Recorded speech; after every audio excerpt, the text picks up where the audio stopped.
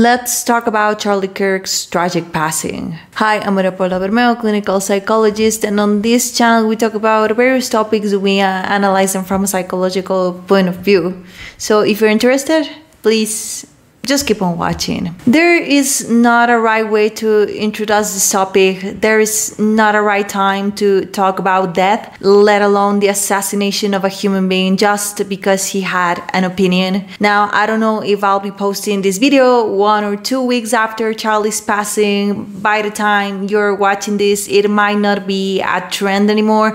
But honestly, that's irrelevant. I don't care about that. It is still something that I, as a mental health provider, need to talk about because of how the media has treated this case, how liberal politicians have reacted, and how left-leaning individuals have been celebrating. It's just mentally ill, and these pathological behaviors need to be called out because they are collective, because they have been spread globally. Evil, psychopath, narcissistic tendencies are present everywhere because of an ill, extremist, woke agenda that has corrupted our society by encouraging bitterness, hatred, intolerance, and even murder to those that think differently, which is more than dysfunctional. I don't even know how to describe it. Now, if you don't know who Charlie Kirk was, he was a 31-year-old American right-wing activist,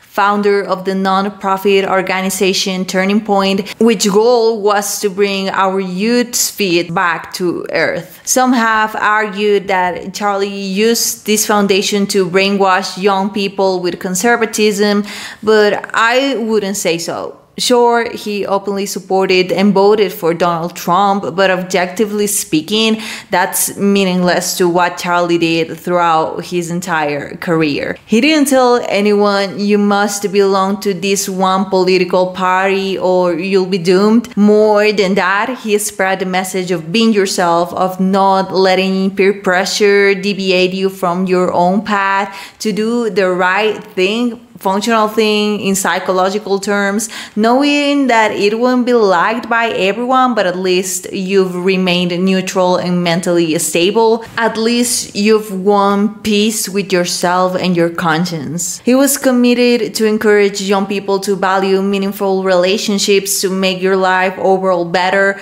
freedom of speech, to be able to form your own independent, autonomous opinion, to value tolerance so you can be able to listen to and learn from different people and be wiser, to value love, to value respect, to value the beauty of having purpose in life despite your personal beliefs, but to have something to live and root for, which are things we all should have if we really want to be functional and healthy humans. What advice do you have for me as I move into adulthood in order to become a more informed and involved citizen?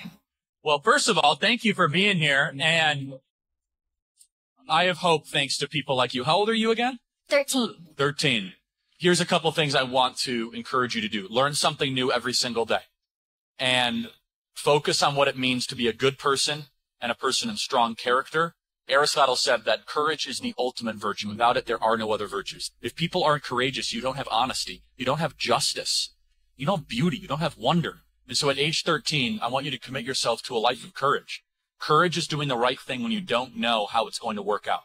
Courage is committing yourself to the correct course of action, regardless of the cost associated to it. Every human being, I believe, is made in the image of the divine, is sacred, is unique. And if we get away from this principle as we have, we not only have moral degradation, we not only have the collapsing society around us, but it's bad for that being itself.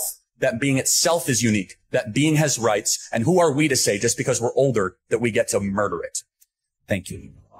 He managed to be one of the biggest, most influential figures in the world of politics due to his authenticity, due to his wisdom, for his openness to talk, because he always stood up for what he believed, but he did it not by screaming and yelling incoherent stuff. He did that while spreading common sense and deep knowledge. And before you say it, this has nothing to do with my personal beliefs. As a psychologist, I'm good at separating my personal stuff from my professional stuff.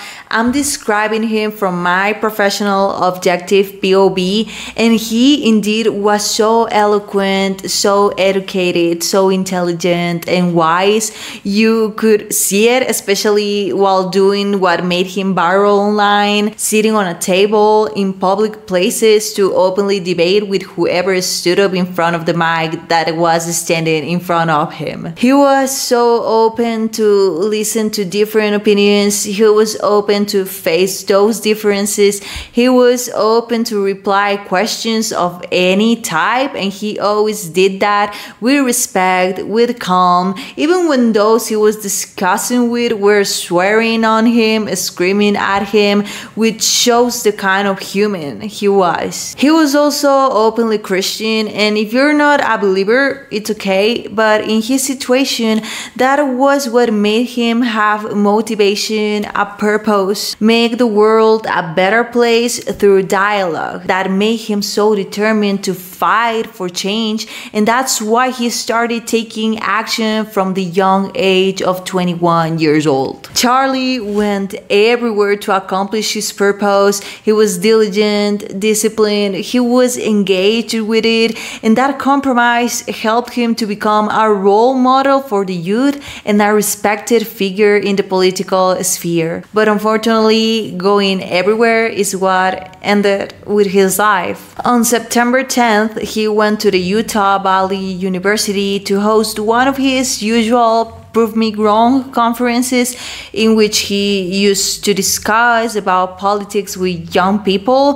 He was sitting there ironically talking about left-wing violence. That was his last speech because someone shot him right on the neck. They took him to the hospital. He apparently received surgery, but he didn't make it and he passed. Tragic, but not for the media, who decided to, right off the bat, call him a divisive, problematic political figure when they were informing about the shooting. And the investigation. Charlie Kirk is a divisive figure, polarizing, lightning rod, whatever. That was a human being who was shot for having a political opinion. But you know why traditional media, which is evidently left-leaning, enhances the fact of him being so controversial and problematic? Because they need to portray their counterparts as bad and evil to gaslight society, because they cannot remain neutral. They need to induce their own blind-sided narrative to convince their viewers that right equals bad, so they go to their side. But imagine having to reiterate that specific message when someone they don't like was severely hurt. That's evil, that's sadistic, and also hypocritical. Remember when the whole Black Lives Matter thing happened, for example? They didn't mention the fact that George Floyd was a criminal. They omitted the fact he had some legal issues and just spread the biased news about a poor black man that was killed by a bad white police officer. Where is that energy in this case? Shouldn't they have said Charlie Kirk, political activist, was brutally shot amidst an event in which he was expressing his opinion? That's what happened, but the media acts divisive and controversial, so you, the viewer,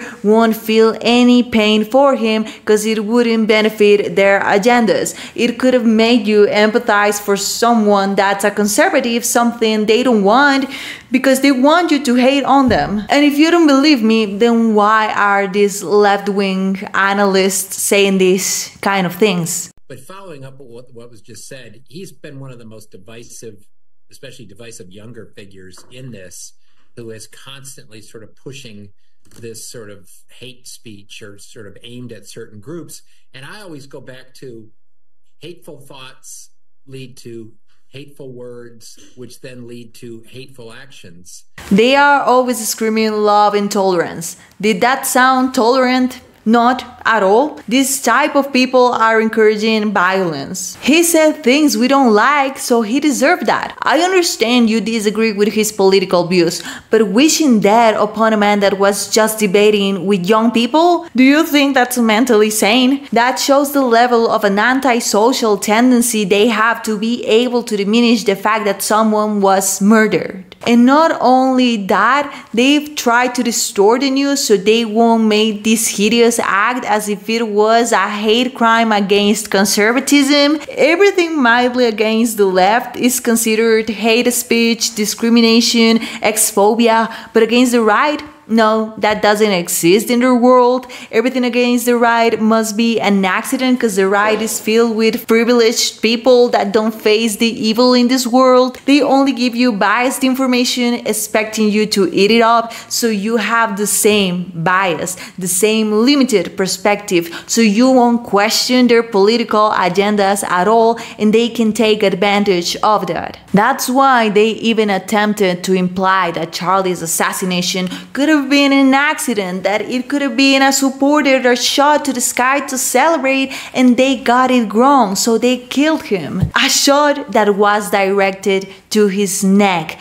That is not an accident. They've been doing everything they can to diminish such a despicable crime, which only shows they are not here to inform. They are here to spread what they want to spread, to make us ignorant, to make us blind, to make us puppets of their sickening political agendas filled with despise, because making people mentally ill, mentally depressed and bitter is their way to debilitate them, to then approach them while acting as if they were the only heroes, when in reality these left-leaning media and politicians are basically a devil whispering beautiful things to your ear. Come to our side, we are full of love. They keep screaming they need to fight their counterparts. Join us, we embrace diversity. They freak out if you don't agree with their ideology, and they hate on you until you apologize for having your own individual opinion. Come here, we're tolerant. So tolerant, they couldn't stand a man who was open to talk to them, and their only exit was to kill him. The left has such a cognitive dissonance, and it becomes even more ill when their politicians protest the moment someone wants to dedicate a moment of silence and prayers for a human that just was assassinated. Shh.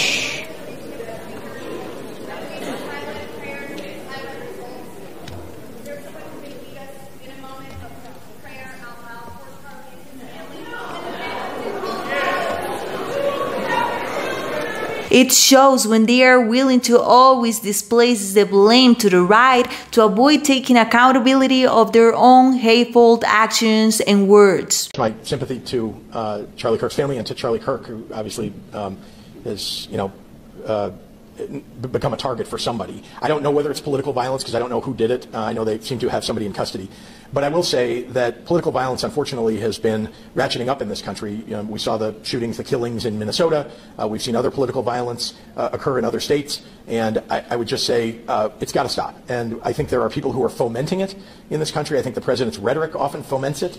We've seen the January 6th rioters who clearly, have tripped a new era of political violence. When they have been saying they need to attack and get rid of the right, whatever it takes, with such a defensive, ready to combat, to destroy body language. I'm sorry, I know some people's sensibilities. I respect and appreciate that. But right now, with all due respect, we're walking down a damn different path. We're fighting fire. These politicians sure are meant to represent their voters, but most importantly, they are supposed to act in pro of their entire country, not only in the US, but everywhere. And to be able to do that, they are supposed to have some level of maturity, adaptation, of active listening, of tolerance, respect, psychological functionality to make their country work, which the left specifically doesn't have at all these days, because they are always yelling at their counterparts instead of listening. They are always screaming their only arguments, fascist, racist, Yahtzee, to debunk any posture the right has, but they actually don't like. They are ironically becoming the fascists that silence people themselves. They are always ignoring the vile things that happen as a consequence from their own divisive and hateful message. They are always playing blind when violence comes from their people, including their followers. They are so emotionally numb that they are incapable to even have 1 minute of silence for a human that was brutally killed just because he spread a message they couldn't handle, which exposes their full-blown narcissist and selfish posture, their manipulative, deceitful character. And it's concerning they've got into the minds of several people, those famous ones, maybe by paying them, that are making fun of someone's tragic passing,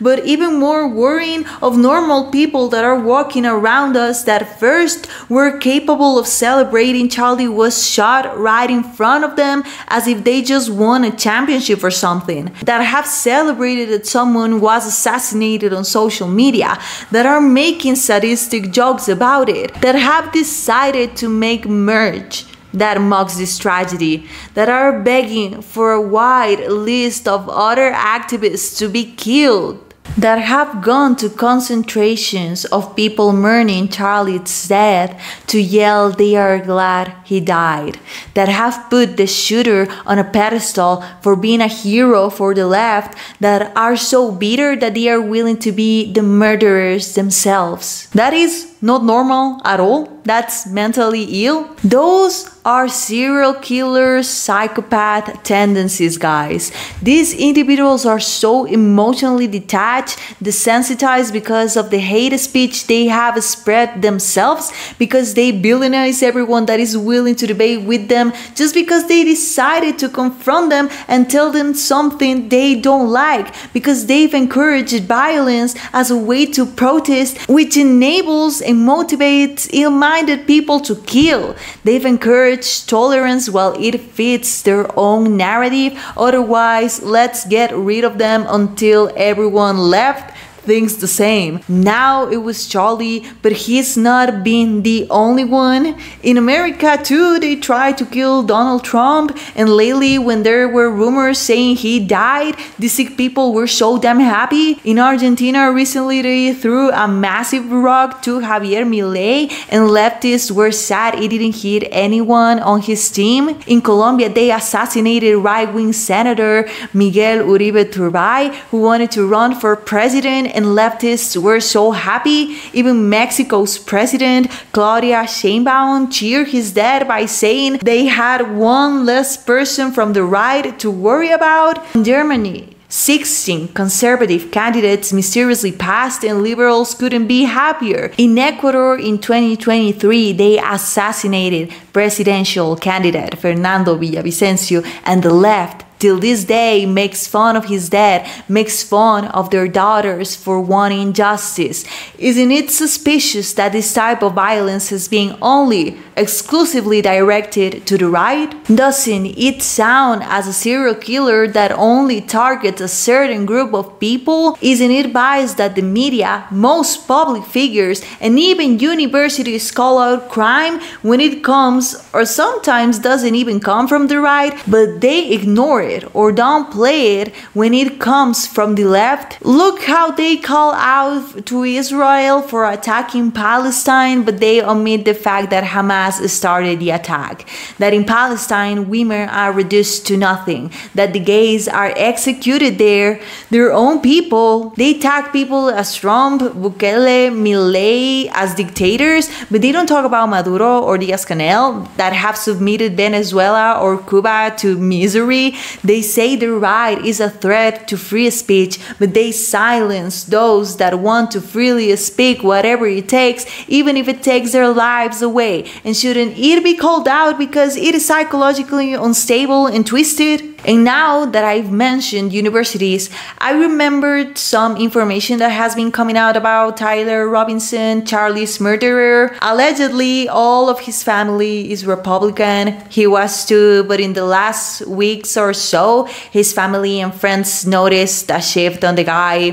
He became a hardcore leftist. What happened there? Well, he got into university, and first, as I've mentioned, university these days has become the crib of indoctrination for the leftist ideology, which is really coward. Teachers, higher-ups have been inducing this ideology during classes, masking them as wisdom, intellect, and knowledge. Hence why it is very common that leftists pretend to be so well-studied and educated, and many of them actually shame their students, tag them as ignorant if they disagree with their beliefs, just as students do. With that said, maybe Tyler has a low self-esteem, maybe he feels insecure, and on an attempt to fit in and feel just as intellectual by educating himself, he got brainwashed by biased information from the media, from politicians, from science as well, which is plagued by woke individuals nowadays too. Maybe he wanted to fit in so bad he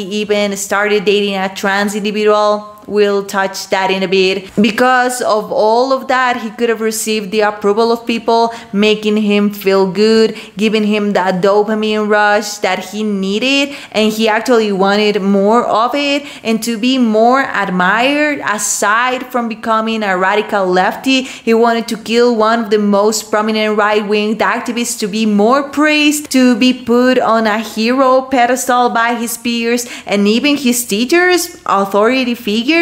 Just like a substance addict who can do anything to feed his addiction, maybe Tyler got addicted to fit in, and he was willing to do whatever it took to maintain that, even murdering someone, which is concerning. Second, it has been revealed he had a relationship with his male university roommate who identifies as a woman and apparently is transitioning. His family is a Republican. Maybe they are not fans of the LGBTs. I have a theory, and this is all alleged, a theory. What if Tyler was homosexual throughout this whole time and was so bitter for not being able to confess it to his family because they are conservatives, so he thought they were going to reject him and he closeted it himself, but felt frustrated for having to hide. Then he enrolled in university far away from his parents, and because he felt trapped at home, he exploded in university. He rebuilt himself and started rejecting his family due to an extreme resentment, which could have been enhanced by the indoctrination in those institutions and also his woke, blindsided, biased peers. But because he couldn't take revenge on his own home, he dysfunctionally displaced his outrage to Charlie Kirk,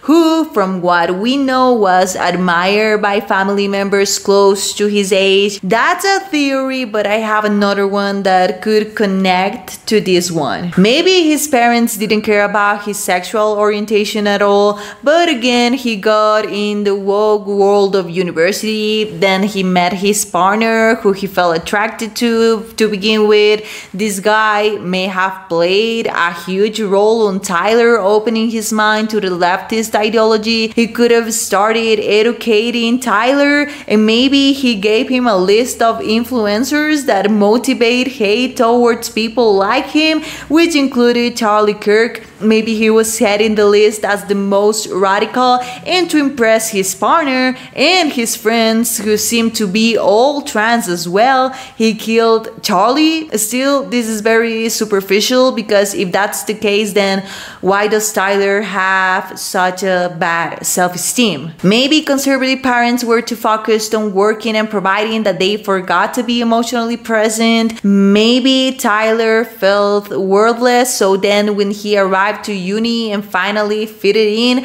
received praise, appreciation, he thought that being a radical lefty was the way. Or maybe his parents could have been overprotective. They could have put Tyler on a bubble in which they didn't necessarily talk about the evil in this world with him. Maybe they made him think the world was all flowers and butterflies, and naive Tyler got out to the world with that belief until he met met people full of hatred and resentment. He didn't know how to face them, but felt alone and thought it was better to join them and their ideology because he didn't know any better, and simultaneously could have started to resent his parents severely for not letting him know about the real world. He could have also started hating anyone that remotely had something in common with his parents as their political perspective and wanted to get rid of them as the symbolic act of getting rid of his parents. Maybe killing Charlie Kirk was his way to symbolically kill his parents. It doesn't make it justifiable though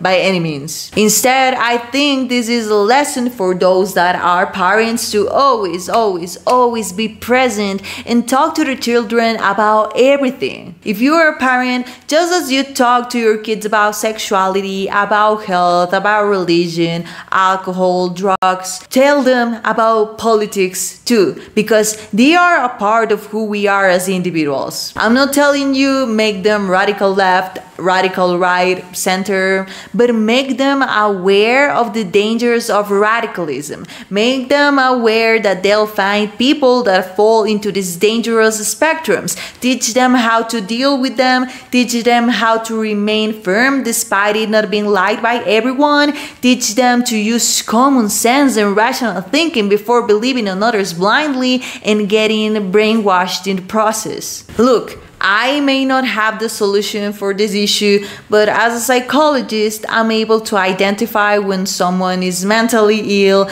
and extreme leftists are mentally ill. I'm not telling you become a conservative, but I am telling you that if your side is extremely biased, if your side is so opposed to have neutral conversations, if they use a speaker on top of a mic to be heard, outrage and yell at someone that's trying to rationalize with them, if they celebrate the murder of someone they debated with not too long ago just because they didn't agree with his posture, if they are not able to tolerate differences and they drag anyone to ashes for thinking mildly different, if they have to use education as a weapon to indoctrinate people to despise certain specific religions, values, and beliefs, if your side hyper-focuses on their counterparts' mistakes and magnify them or even make them up and don't take accountability for their own wrongdoings, but instead displays the blame to someone else, if they encourage violence in the name of protest and justice, if they are not able to remain silent and respectful when someone is honoring a human being that was just murdered, if they can make fun of a public cold-blood murder, if they're so dehumanized and desensitized that they can get involved in terrorist collectives that encourage killing their supposed enemies, if they are capable of killing a son, a husband, a brother, a father, a friend, a hero for many, just because he thought differently, and without caring about how their loved ones are going to live after that, don't you think it is time to use your critical thinking, your autonomy, your independence to reevaluate what you stand for and be a real, better person? Which won't be possible if you blindly follow those whose actions and words have actually hurt people, have killed people in the name of, ironically, love and inclusion. And don't you think it is time to address your wounds, address your pain and bitterness, solve them before you are weaponized by ill individuals to fulfill their ill need of power and revenge? Don't make the world pay for your and your people's wounds. The rest of humans are not responsible for your issues, for the way you've processed your experiences, for how damaged your psyche and soul are. They are not the ones that have to pay, and even less pay with their lives.